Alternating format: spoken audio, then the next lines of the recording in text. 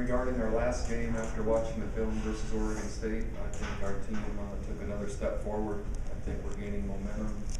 I think we're adding balance offensively. I think we continue to play consistent defensively. And our improvement is showing, I think, not only to our players, but our coaches. There is a sense of urgency to see how fast we can help this team reach its potential with 5 regular season games to go. That is our focus, that's our mindset, and we're looking forward to getting back on the practice field to clean up and polish and improve the parts of our game that we know can be improved. So we look forward to playing at home again, and I'll take questions for those that have questions. Bronco, you had quite a few players on defense leave the game due to injury. Do you have any updates on those situations? Yeah, the updates, and I'll see if I can remember. We've lost Richard Wilson to an ACL for the rest of the season. So Richard will have surgery as early as tomorrow, but he's gone. Both Monique Fanupo and Romney Funa will be listed day-to-day and hopes to return for this Saturday. Who am I missing? Seems like there's one more I'm missing.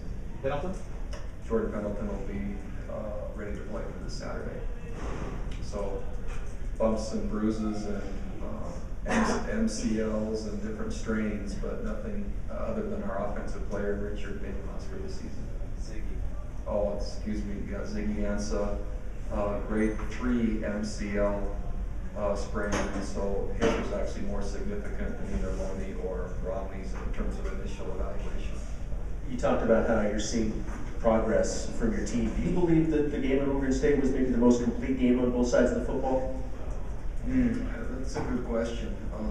I think a relatively similar game as we played defensively with probably our best offensive game. So if you put it in that context, I would say yes. We did not reach any of our pillars or our goals special teams wise, which is a focus for us. And so that part we were a little bit discouraged with. But complete, if you put offense, defense together, that part I would probably agree with. Can you talk a little bit about Matt Putnam, what his returns meant to defense, and also kind of what he's overcome to put himself in that position? Matt has already proven to be a big boost. He tipped a number of passes in that game, one of which caused an interception, and he recovered a fumble just by sheer effort, by trying harder than anyone else out there, either on the offensive line or defensive line. He wanted the ball more than anyone else, and you could see him pass a couple of players and dive on it. And I think it means a lot to Matt to be with our program, for him to want to come back and only be, or to come back and be just a scout team player to practice with us to help our team get better. Says quite a bit as a senior, and he's making the most of his opportunity to this point, and it's really one of the great success stories, and adds another element of I would say lack of entitlement, but really enjoying to play the game to our defense. He's just kind of cherishing every opportunity he gets. I think you kind of assess the secondary and their play at this point. Yeah, the secondary I think is coming along. The main routes that Oregon State ran, most of those routes were taken away, which were deep crossing routes, and others we got beat on a post route, which basically had Corby Eason by himself. But other than that, I was pretty pleased. I think we played consistently, kept the ball in front. Most of the calls were designed to do that, to make sure the points were about what they were defensively, giving up 21 points in that game, with one of them having to have 4 third-down conversions at the end. And our intent was to use up every bit of clock if they did score. And so I think they're coming along, certainly a chance to improve, but I think we're making progress. In regards to the injuries, will that change the way you practice this week? Great question. We talked about it as a staff this morning, and I'm not going to be able to assess that until I actually see him at this afternoon's practice, and then I'm going to know what we'll do Tuesday and Wednesday. When I saw him come off the plane Saturday night, the thought was, how are we going to practice? And so today, I'll watch him run around, and then we'll decide. It might be one of those weeks where we don't go in pads at all and just trying to get fresh bodies for Saturday. But too early to speculate, but certainly it probably won't be a normal week. Based off of the last 2 games, is Riley the starting quarterback moving forward, or is that a week-to-week evaluation? It'll still be week to week. Riley will start this week again against Idaho State, but it will still be week to week. But the way he's currently playing, I'm impressed with. He's making a lot of good plays. He's helping our football team through 2.5 games. And has it been 2.5 games, and I think that he will continue to battle and compete. That doesn't mean the tenure or all of a sudden the starting job becomes his, regardless of how he plays. And so it's week to week, and he'll be listed as a starter again for this week.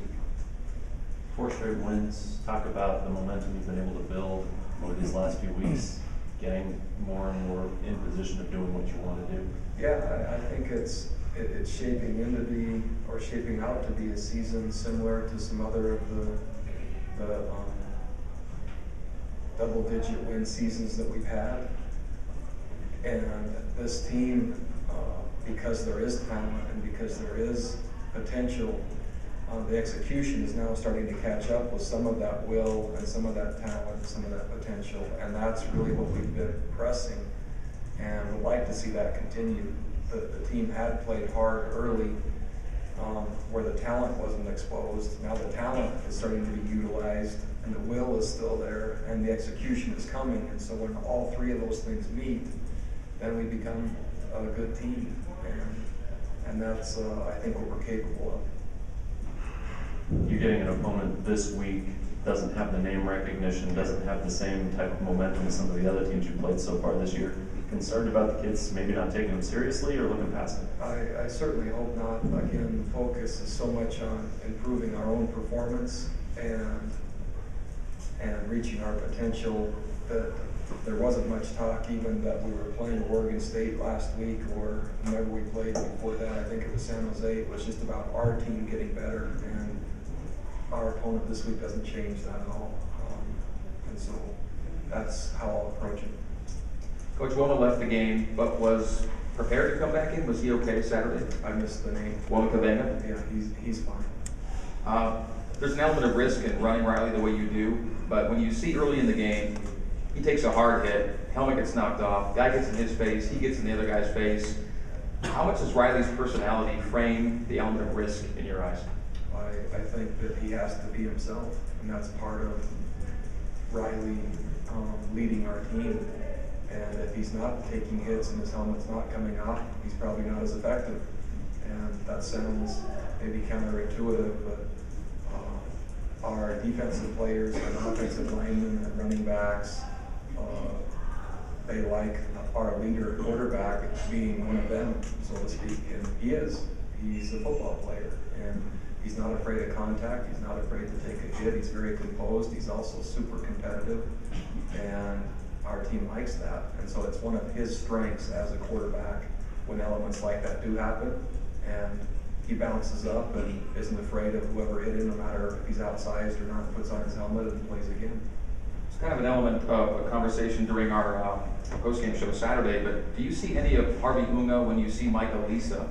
Yeah, there are elements there. Mike is a little bit leaner and maybe a little more top-end speed right now, but the mindset and how difficult he's becoming to tackle or being able to break tackles and fall forward, that is, we like big running backs that can break tackles, and right now that's what Mike is doing. Haven't thrown the ball to him much out of the backfield, but he's being used similarly to how Harvey Curtis had been used. But Mike is still emerging as the back. Right now he's one of our backs, and he's gaining momentum, and he's solidifying his role. But this isn't where we have only one running back. There's still, between Josh Posada and JJ DiLuigi, we have a nice blend and versatility back there that we still plan to use. In regards to the running back play, how are you going to divide up the carries going forward? Is that a week-to-week thing, like the quarterbacks? Yeah, I think it's week to week, and especially based on the type of defenses.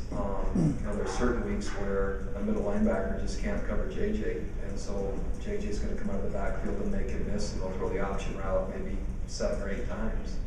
There'll be other times where an outside backer can't cover JJ, so we'll motion him out and let him catch it out there. And there'll be other teams, their perimeter might be weak, so JJ will have that. And then there'll be those teams for Juice and Mike that we think are vulnerable, just running off tackle or in the A gaps, and we can break tackles and get 5 to 7 yards or 5 to 6 yards per play.